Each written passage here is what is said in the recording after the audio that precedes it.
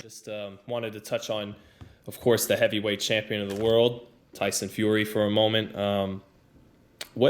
At what point do you think Fury and Joshua does happen? Obviously, you got the first fight with Wilder, and Joshua has his fight with Pulev. But if they were, and I know you think Pulev beats Joshua, you've said that numerous times, but if they were to, let's say Wilder Fury is back in October or November, do you think that fight could happen next year? Yeah, absolutely. Absolutely. There's no question that if Joshua pulls through with Pulev and Fury beats Wilder, that both fighters want to at each other, and that would be a massive, massive fight. So, I mean, there's no question about it. I mean, I question all this talk about step-asides and so forth. I don't think that's realistic. But I think that if at the end of the year, Wilder Fury and Joshua are the champions, they will fight early next year.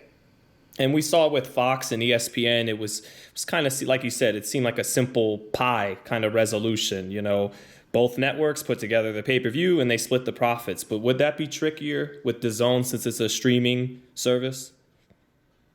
Well, I mean, I don't know whether it's tricky or not tricky. We'll have to see.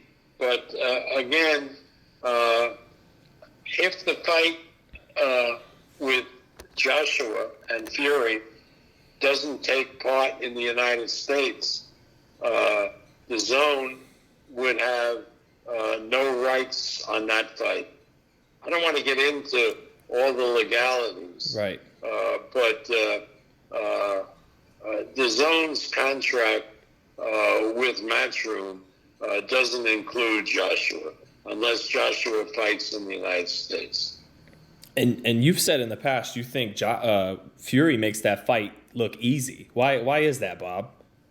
Fury's a better fighter. He's a better boxer. He's the better puncher, I think. I mean, Joshua, you have to question Joshua's ability based on the first fight with Andy Ruiz. I mean, Andy Ruiz is not a knockout heavyweight, but he knocked out Joshua. So if he knocked out Joshua, that's why I think Pulev is going to win the fight, because Pulev is a better fighter than Ruiz. Any chance we're writing Joshua off a little too much here because of that first fight with Ruiz? Always a chance. Always a chance. That makes that makes boxing intriguing. Maybe Joshua had mental problems that night. Maybe he had other kind of problems, and maybe the guy who showed up in the ring wasn't Joshua. That's always a possibility. We'll have to see.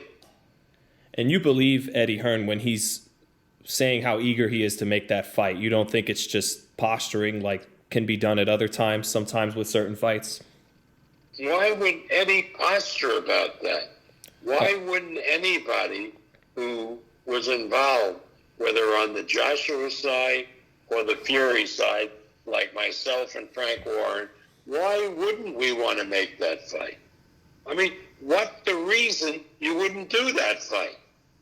It's the biggest fight around, would be the biggest fight around, the most money. Why would anybody hesitate in doing that fight? We're not crazy. I'm with you, Bob. I'm with you. I'm just sometimes fans will look at it like they don't really want to make the fight, but they know we all want to see it. So they have to keep that carrot out in front of us so we stay interested. That's the old day. That's the old day. Thank God. That ain't going to... Coronavirus has wiped that mentality off the face of the earth, at least for a while. I think, boxing fans, I'm sure, will be very happy to hear that, Bob. And I just wanted to circle back one last time to Teofimo Lopez and Lomachenko. Any chance, because this kid is chomping at the bit, Devin Haney, obviously he's on a different network, any chance that he can fight the winner of that fight? No. Devin Haney is a nice kid, nice father, pretty good fighter. But again, there are guys out there that would make bigger matches in the lightweight division. There's number one, Davis, Gervonta Davis, has a tremendous support in the urban community. There's Oscar's kid, Ryan Garcia, who's tremendous following.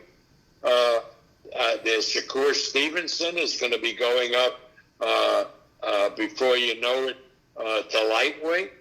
I mean, there are a lot of guys who make bigger fights for the winner of Loma and Lopez than Devin Haney. I mean, I give him credit. I give his father credit for keeping his name out there in the public, and he's a decent fighter and a lovely kid. But believe me, based on his record and based on the guys that he's fought, he doesn't yet belong in the same category as a Garcia, a Gervonta Davis, or a Shakur Stevenson. What about the fact, Bob, that he would have the WBC world title? I know when Lomachenko and Lopez fight, it will be for the franchise title, but would that at least make him a more enticing opponent, being that he'd have the only belt that's left outside of the winner of Lomachenko and Lopez? Easy answer, no. Okay. It means nothing. Come on, give me a break. And besides, they took the title away from him. They're going to have Campbell and Fortuna fight for that title. He's now the champion in recess, whatever the fuck that means. It's a convoluted situation, Bob. Well, thank you. Yeah, let's not dwell on nonsense. Well, back to Tyson Fury. Do you think Wilder can do anything different this time? Do any adjustment within a 6-month period or something like that to significantly change the fight?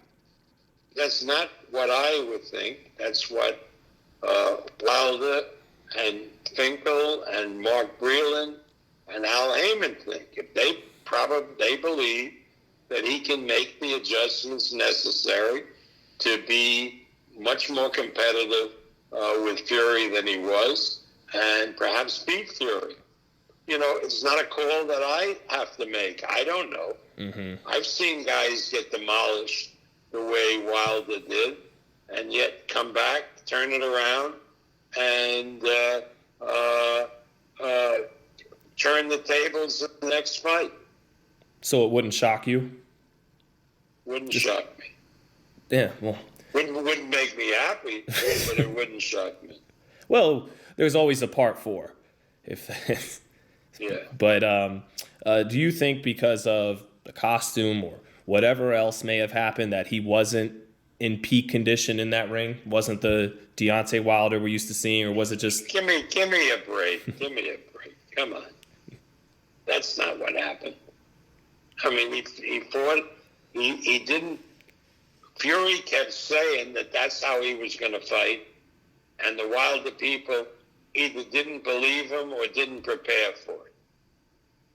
Wilder thought that the Fury that he would be fighting would be the Fury that he fought the first time. Right. A great boxer, wouldn't be a threat, and so forth. And Fury said, no, I went to the Kronk people, went to Sugar Hill Stewart, and I'm going to fight the Kronk style, and the Wilder people didn't believe him. That's what happened. I mean, now that it's been almost 2 months, what'd you make of that night? Tyson, he came up to you after the presser and said, Bob, you believed in me. He gave you a lot of credit for that, but wasn't it a almost, I don't want to say shocking, but a memorable performance? What do you make of that now that you get some time to digest it? But remember, I'm not a promoter that is divorced from the sport and the preparation that these fighters do. Tyson trained in Las Vegas, where I live, and I went at least twice a week to watch him train. And I watched him train for his 2 previous fights. And this was a completely different training. And so I wasn't surprised what he did. I knew that he was going to fight differently in this fight from what he did in the first fight. So, no, I was less surprised than many people were. I was not surprised at all. Did you ever see Ali in the gym? Did you ever visit him during his training? Are you crazy all the time? Could you please compare these two guys for me, Bob? Tyson? No. I don't want to get into that. No, not. But even personality-wise, are people are always comparing them just even outside the ring. Well, they're both great communicators. Ali communicated with great sound bites, and he had that way of saying in a sentence what a lot of people spend 30 minutes in a speech. Tyson Fury is a great communicator, more verbose than Ali, speaks in paragraphs, but is equally entertaining. The difference is that Ali, for most of his career, a lot of the sound bites were not only about his boxing, but about what was happening in the country. He was a tremendous political advocate, and that made what he was saying very important. As Tyson Fury has been an advocate for mental health, which is important, but it doesn't have the resonance of the political statements that Ali would make. So it's different times and different guys, but both tremendous communicators. You're going to hate me for this. It's fine if you don't answer. Who would have won? And because you've seen them both ringside, Bob. You promoted them both. Who or are they of the same caliber, or could you even say who you think would have won in a prime for prime head-to-head matchup? You can't, because again, the heavyweights in Ali's time were topped off at 6'3" or 6'4". Mm-hmm. Ali and the heavyweights of his era weren't used to facing giants who had great athletic ability.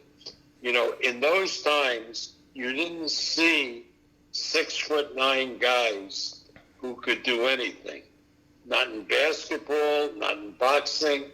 I mean, centers, when I was a young man, when I first started, if they were 6'6", they were really big.